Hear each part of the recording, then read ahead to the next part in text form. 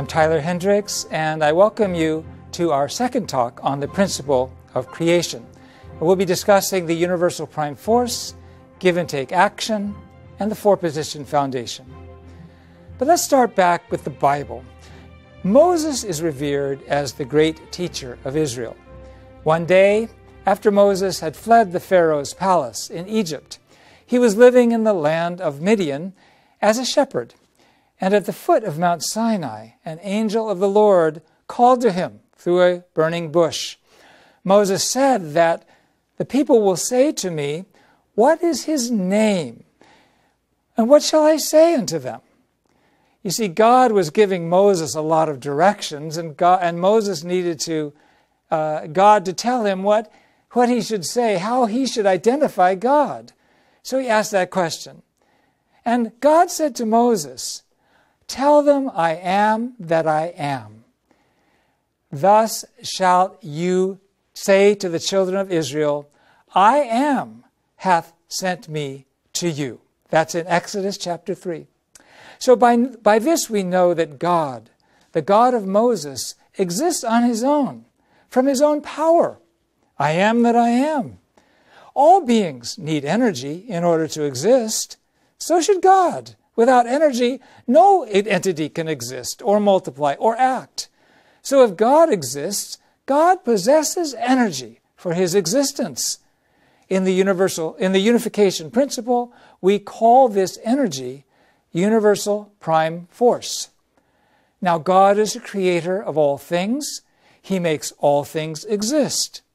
The universal prime force God possesses is this fundamental energy within all things from God.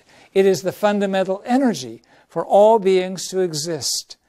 In scientific language, universal prime force is called prior state energy or pre-energy.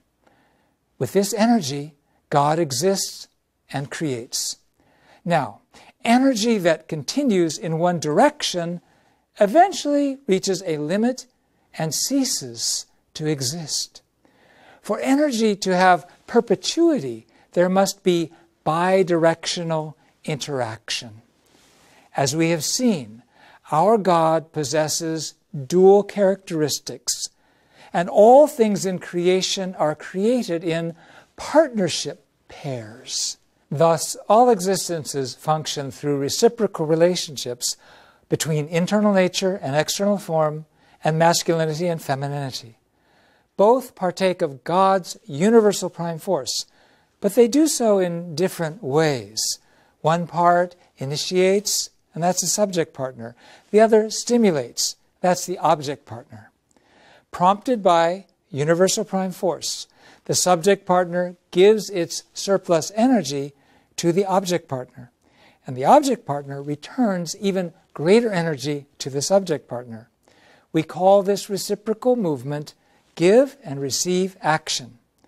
When entities engage in give and receive action, initiated by the universal prime force, all the forces necessary for existence, reproduction, and action are generated, and the entity can fulfill its purpose of creation.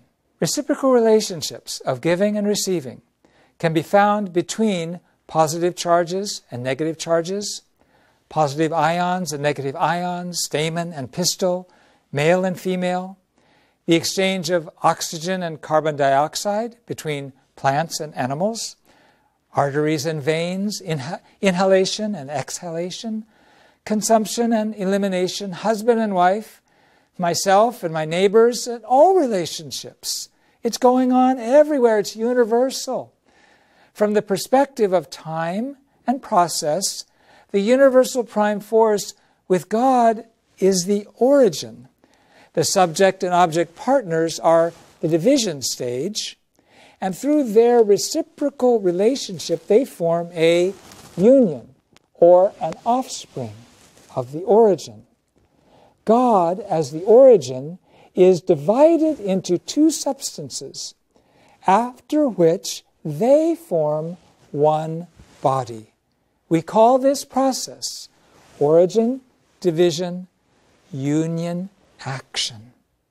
In spatial terms, the four positions of origin, subject-partner, object-partner, and the union create the four-position foundation. This is the most stable and ideal structure. It is the core structure of the creation. When the circular movement of give and receive action rotates, it rotates on an axis, and it becomes a sphere. And the harmony of creation thereby unfolds. The harmony and beauty of the universe unfolds through the various degrees of distance, shape, direction, angle, and speed of giving and receiving in these orbits. God possesses this sustaining force and creative power. The materialistic dialectic from Marx of thesis, antithesis, and synthesis has justified the existence of conflict and use of violence and force to make so-called progress. The philosophy of origin, division, union, action, and the four-position foundation explains that progress actually comes through win-win relationships based on freedom and responsibility. So this is a true and God-centered alternative, a superseding of the Marxist theory that has dominated the world for such a long time and has done such great damage. The origin, division, union, action, and the four-position foundation is a structure of universal values and mutual prosperity, not struggle and opposition. With God as the origin, all created beings exist in four-position foundations of origin, division, union, action. Now there's a very important rule in give and receive action, and that rule is give first. Giving comes first. The one who gives first is the subject partner. The subject partner always takes interest in the object partner with a heart of love. He or she always cares for the object partner and puts their needs first. This is the mindset of the subject partner that reflects God's mindset as the original giver of love and giver of energy. The object partner, in return, feels that heart of loyalty, filial piety, good faith, respect, and gratitude toward the giver. This is the mindset of the object partner. However, we don't occupy one position only.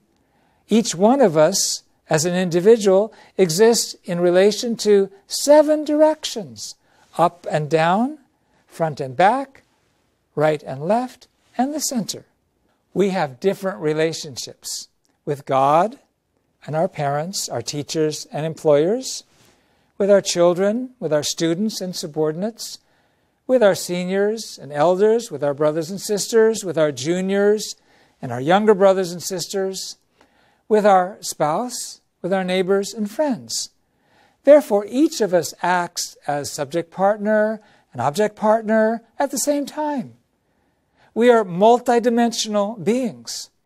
So we learn to think and feel and act with a well-rounded personality. This makes life rich and enjoyable. And we learn to live with humility, sacrifice, service, mutual respect, consideration, and a heart to love others when we connect to this natural spiritual framework. The foundation is reciprocal relationship and the four-position foundation. Jesus taught this when he said, "Therefore, all things whatsoever ye would that men should do to you, do ye even so to them. For this is the law and the prophets." And he said, "Do not judge, so that you will not be judged. For by the standard you judge, you're going to be judged. And the measure that you use will be the measure you receive.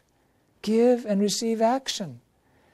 Jesus said, "Whoever then acknowledges me before people, I will acknowledge before my Father in heaven."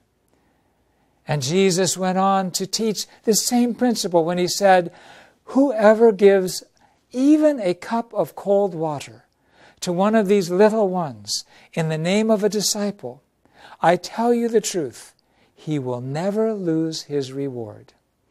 In the Oriental ancient script, Zha Jue, there is a script about measuring with a ruler. This is about relating to others by putting yourself in their shoes, from the position of up and down, front and back, right and left. Also in the 13th chapter of the Doctrine of the Mean, there is the script of Chung So, which says, "Do not do unto others as you would not like done unto you." So this is a universal truth. We find it everywhere. This is some of the wisdom we have, so that we may live together in peace. It all comes from the same God, the same Creator.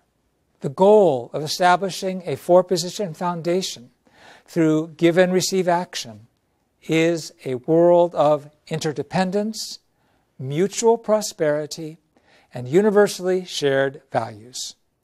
Today we seek a new kind of leadership. Sensitivity and righteousness are valued.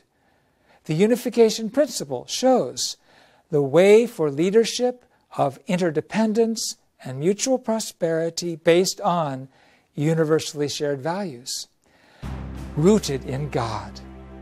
Let us enjoy life together. Let us prosper and live with virtue. The four-position foundation is a model based on win-win, not conflict. We strive to be altruistic, not egocentric. We live in harmony with the creation and with the Creator God. We strive to benefit each other in win-win relationships. This is the world that lifts up the person with a wide and deep embrace. This is our way of life, based on God's existence. Thank you so much for listening, and God bless you. We'll see you next time.